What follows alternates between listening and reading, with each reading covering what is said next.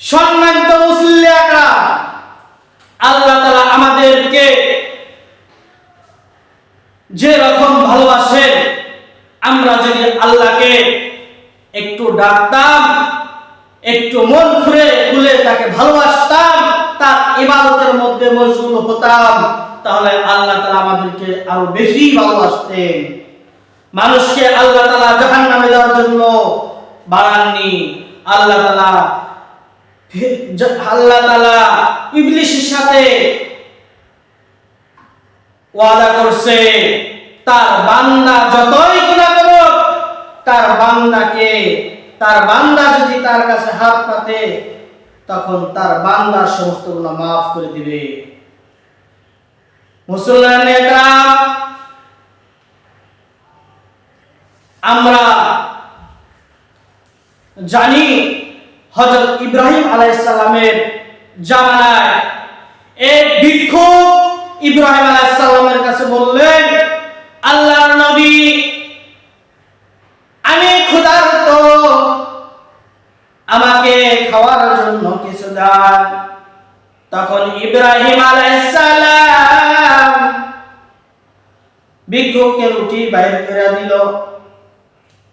ভিক্ষুক রুটি পেয়ে ক্ষুধার যন্ত্রণায় সে রুটি খাওয়া শুরু করতেছিল। তৎক্ষণাৎ ইব্রাহিম আলাইহিস সালাম বললেন, ভিক্ষুক, তুমি আমার আল্লাহর নাম নিয়ে খাও, বিসমিল্লাহ বলে খাও। তখন ভিক্ষুক বললেন, আমি বেধর্মী, আমি আল্লাহকে বিশ্বাস করি না। তখন সাথে সাথে ভিক্ষুকের কাছ থেকে রুটি কেড়ে নিয়ে গেলেন। ভিক্ষুক অসহায়, সে চলে গেলেন তার দুয়ার থেকে।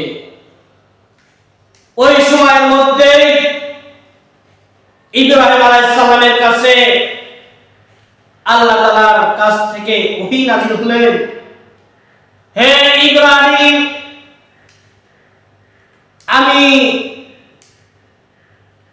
তোমাকে রিজিক দিয়েছি, তোমার কাছে এক মেহমান আসছিল খাওয়ার জন্য। সে একজন মানুষ, তুমি মানুষ হিসাবে খাইতে দিছো,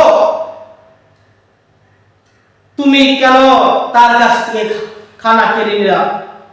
ওইটা তার রিজিক, সে বিসমিল্লাহ বলে খায় নাই।